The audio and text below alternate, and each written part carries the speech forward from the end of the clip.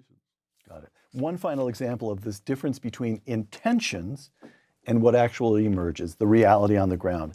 Housing right here in Northern California. Beginning in the 1970s, as you explain in the book, San Francisco and other communities right here in Northern California began enacting building restrictions in the name of protecting the environment, open spaces, protecting the environment, and so forth.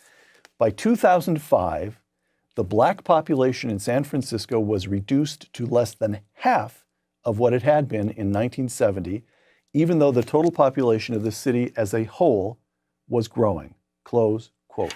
What happened?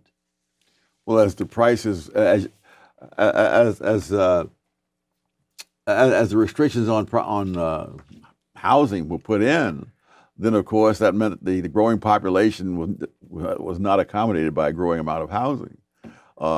In Palo Alto, for example, the prices of housing almost quadrupled in one decade. And it was not because they were building luxury homes, because there was not a single new house built in Palo Alto during that decade.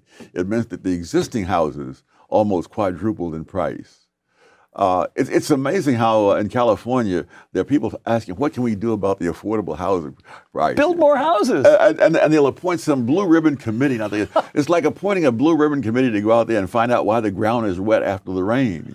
You know, I mean, it's really, it's amazing how, I think it's almost miraculous the way they can avoid the obvious. So Tom, if we were to apply the disparate impact standard to the question of the legal building regime, the legal building regime in San Francisco, we would be forced to conclude that the devout liberals of San Francisco had enacted a soft version of Jim Crow.